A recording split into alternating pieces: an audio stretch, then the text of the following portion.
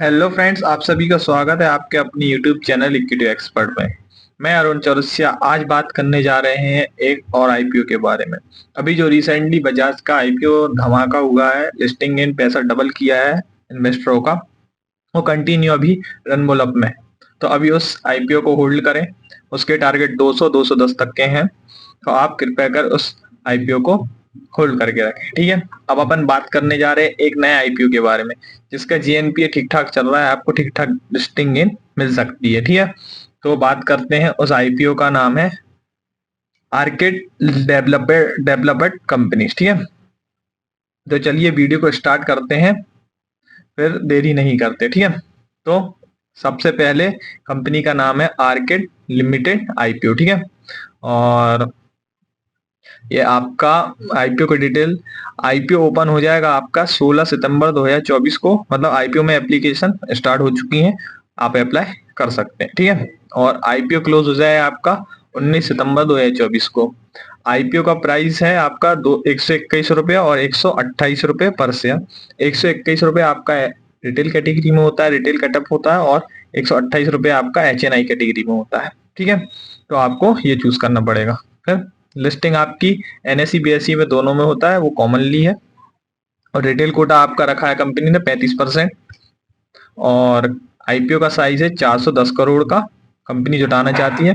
Company का P निकल के आया 19.35%, वो एक सही है ना। और फ्रेश इशू कंपनी का 410 करोड़ का है। ठीक है, और 10 रुपए पर इक्विटी शेयर पे कंपनी शेयर को लॉन्च कर रही है। कंपनी का आरओसी निकल के आ रहा है 46.90%। कंपनी का आरओसीई निकल के आया है 47.34%। ठीक है, डेट टू इक्विटी रेशियो की बात की जाए तो कंपनी का डेट टू इक्विटी रेशियो 0.21% निकल के आया है। ठीक है, आरएनओडब्ल्यू कंपनी की नेटवर्थ बोली जाए तो 46.90% के तौर पे निकल के आ रही है। पेट टू मार्जिन देखा जाए तो पीबी, तो ये निकल के आया 6.02%।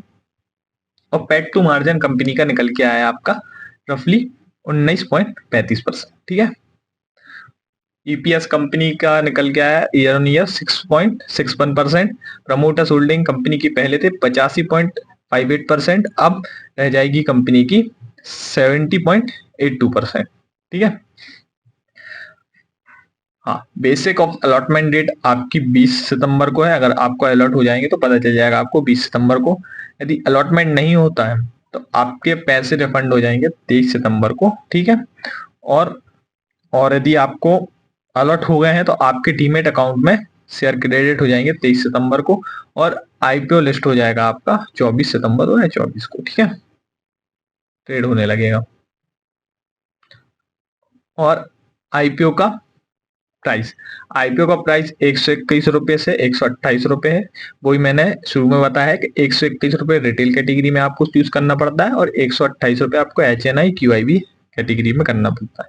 मार्केट लॉट साइज बोला जाए तो 110 शेयर का एक लॉट होगा। एक लॉट का अमाउंट होगा 14,880 रुपये। ठीक है, मेन एचएनआई एक लॉट का अमाउंट होगा 14,080 रुपये। एचएनआई का लॉट होगा 1650 शेयर का, 15 लॉट में अप्लाई करना पड़ेगा। उसका आपका प्राइस आएगा 2,11,200 रुपये। ठीक है, और एचएनआई बिक में अगर करोगे तो 7,920 शेयर आपको मिलेंगे। 72 लॉट से अप्लाई करना पड़ेगा। उसका रफली अमाउंट आएगा आपका 10,13,760 रुपये। ठीक है, कंपनी के बारे में थोड़ा अब मैं थोड़ा थोड़ा बता देता हूँ कंपनी के बारे में। कंपनी क्या करती है, कंपनी इनकॉर्पोरेट 1986 से, कंपनी कॉर्पोरेट हुई थी 1986 में। रियल एस्टेट पे काम करती है, रियल एस्टेट डेवलपमेंट कंपनी है, focused in developing high and, ठीक है, और लाइफ स्टाइल है residential development in Mumbai, Maharashtra में इनकी ब्रांचेस है। Indians commercial capital in the companies business active can be broadly divided in two categories. एक डेवलपमेंट करती है, एक डेवलपमेंट और रिनोवेशन का काम है कंपनी का, लैंड एक्वायर करती है। ठीक है, यही कंपनी के काम है। तो आप थोड़ा इसके बारे में पढ़ लें। और प्रोजेक्ट भी कंपनी के, न्यू प्रोजेक्ट भी रिनोवेशन और के चल रहे हैं। ठीक है, एमएमआर में महाराष्ट्र में। और आपको और आगे बता रहा हूँ। ठीक है। कंपनी का ऑब्जेक्ट क्या है आईपीओ को लाने का?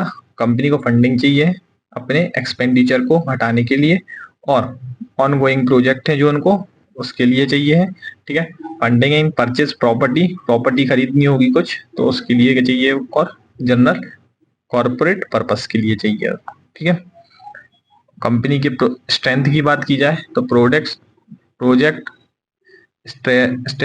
statically placed in MMR Maharashtra micro markets. In several micro markets within the MMR Maharashtra, we are a prominent developers and ranked in the top 10 developers in terms of supply. Skilled promoters and robots technically abets management group. Robots internal resources है इनके पास, project completion and on schedule. ठीक है। Company की weakness वही expansion many suffer in the company can not located in secure appreciate land and the planned new project in the efficiently identified redevelopment project. The company could suffer if not cannot be finished the work deadline मतलब समय से पहले अगर work को नहीं कर पाती तो दिक्कत आती है। ठीक है। कंपनी में ये कंपनी की थोड़ी वीकनेस और कंपटीशन तो सब में चलता है। नेट कभी कभी financially operating financing and investing actives result in negative cash flow. ठीक है। फेस करने पड़ते हैं कंपनी के लिए। कंपनी की अपन फाइनेंशियल कंडीशन देख लें। The company has revenue grew by 184 and PAT increase 142 between financial year end of 31 March 2024 and 31 March 2023। below is the synopsis of the company's financial date of financial year that consolidated on 31 March 2024। Company has a total asset are 575 crore. The company is total revenue है company का 635 करोड़ रुपए। The company is PAT margin 122 crore .81। The company is net worth, company की net worth निकल के आ रही 323 करोड़ रुपए, और company की इबिटा मार्जिन निकल के आ रहा है कंपनी का 169 करोड़। बात की जाए year on year profit base और एसेट रेवेन्यू पैट नेटवर्थ और टोटल रिजर्व टोटल बोरोइंग की, तो कंपनी के पास साल 2022 में 369 करोड़ के एसेट थे। फिर वो बढ़ के साल 2023 में 555 करोड़ के हो गए। फिर वो साल 2031 में कंपनी के पास 575 करोड़ के एसेट हो गए। और रेवेन्यू की बात की जाए तो ईयर ऑन ईयर कंपनी के पास रेवेन्यू भी कंटिन्यू बढ़ रहा है। पहले 237 था, फिर 224 पर 635 हो गया।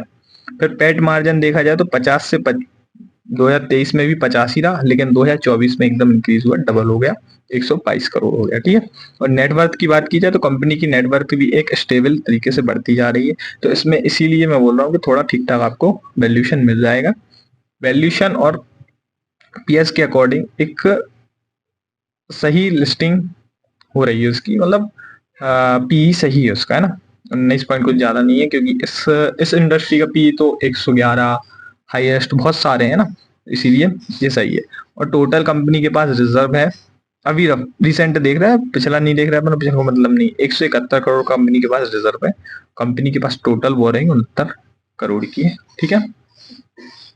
बात करते हैं कंपनी के थोड़ी से, हाँ, कंपनी के कैश फ्लो के बारे में। वही कंपनी के कैश फ्लो के बारे में, अभी कंपनी के पास 828 करोड़ का negative active financing active cash flow negative है। ठीक है।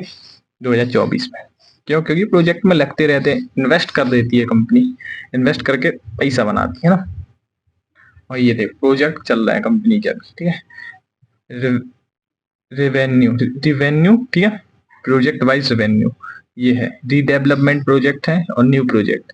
कंपनी के पास कितने प्रोजेक्ट हैं, कितने, ये टोटल आप देख सकते हैं इसमें। ठीक है। और कंपनी के पीएस के बारे में बात की जाए तो कंपनी के पीएस भाई गोदरेज प्रॉपर्टी है, कैस्टोन रियल स्टोर्स लिमिटेड है। ठीक है। कंपनी का फेस वैल्यू देख सकते हैं। ठीक है। 9.85% की और 74 की पीई पे, तो कंपनी कोई हायर पीए पे नहीं आ रही, क्योंकि इसका भाई गोदरेज प्रॉपर्टी का आप देख ले 111.53% में तो ज़्यादा कंपनी का कुछ है नहीं, है ना। Thank you for watching this video. अब बात करते हैं कंपनी का करंटली जीएनपीए कितना चल रहा है। तो रफली करंट में अभी कंपनी का जीएनपीए चल रहा है 83 रुपए पर शेयर के हिसाब से, मतलब 63 से 65% का जीएनपीए चल रहा है। आपको लिस्टिंग के बाद 63 से 65 तक के गेंस देखने को मिल सकते हैं। तो आप, मेरा पर्सनल ओपिनियन क्या है, क्या मैं इसमें अप्लाई करूंगा, और आपका क्या पर्सनल ओपिनियन है, आप मुझे कमेंट करके बोलना। मेरा तो पर्सनल ओपिनियन ये है कि हाँ, मैं कर सकता हूँ अप्लाई, अगर ठीक ठाक सब्सक्रिप्शन दिखा मेरे को, सब्सक्रिप्शन और रिस्पॉन्स आते हुए दिखा, तो मैं रिटेल कैटेगरी में एक अलॉट डाल दूंगा। लेकिन इसको आप सोचे एचएनआई में डाल के पैसा फंसाना, तो कोई बेवकूफ़ी की बात है, इतना पैसा मिलेगा नहीं। 80-83 रुपए मिलेगा पर इक्विटी शेयर, वो तो ऐसे ही उठा लेते हैं, है ना। तो अपने फाइनेंशियल एडवाइजर से पूछ के फिर आप इस आईपीओ में यदि अप्लाई करना चाहते हैं तो बेशक आप अप्लाई करें। जीएनपी भी ठीक ठाक चल रहा है, आपको लिस्टिंग इन भी ठीक ठाक हो जाएगी, प्रॉफिट हो जाएगा। प्रॉफिट पार्सली तुरंत बुक कर लेना है, इसको लॉन्ग टर्म के रखने के लिए कोई जरूरत नहीं है। फिर नीचे मिलेगा तो बाय करना, फिर ऊपर उठाना। ये मेरा पर्सनल ओपिनियन है, मैं किसी को रिकमेंडेशन नहीं दे रहा हूँ कि भाई कर ले या कुछ कर ले, ठीक है। तो आप भी समझदार है, आप अपने अकॉर्डिंग काम करें, ठीक है। आपको यदि अप्लाई करना है और अलॉटेड हो जाए तो हम कह रहे हैं पार्शली प्रॉफिट बुकिंग कर लेना, प्रॉफिट को एंजॉय करना। उसके बाद यदि मौका मिले, को लग रहा है कि कंपनी ग्रो करेगी, कंपनी आगे बढ़ेगी, तो कंपनी फिर से आप री इन्वेस्टमेंट कर सकते हैं। ऐसा नहीं है मौका नहीं मिलेगा, मौका मिलेगा। कई आईपीओ ऐसे हैं जिनमें लिस्टिंग इन अच्छी हुई, लेकिन उसके बाद भी वो आपको जिस प्राइस पे उनका आईपीओ आ रहा था उस प्राइस पे फिर मिले। तो आप सभी से यही मेरा विनम्र निवेदन है कि आप लोग सबसे पहले अगर अप्लाई करना है तो रिटेल कैटेगरी में करना है, एचएनआई क्यूआईबी में करना है नहीं। आईपीओ छोटा है, ओवर सब्सक्रिप्शन होने के चांसेस बहुत ज्यादा हैं, मिलने के चांसेस बहुत कम है, ठीक है। इसीलिए एक एक लॉट से डिफरेंट डिफरेंट अकाउंट से अप्लाई कर सकते हैं, ताकि यदि एक भी अकाउंट में मिल जाए और 8-10 हजार रुपए का प्रॉफिट होगा, इससे ज्यादा नहीं होगा। आप सोचो कि भाई डबल हो जाएगा, तो डबल नहीं होगा, ठीक है। तो मेरा यही पर्सनल ओपिनियन है, मैं तो यही कर रहा हूँ। अगर आपको करना है तो आप फिर जाने, ठीक है। जय श्री राम, जय माता दी।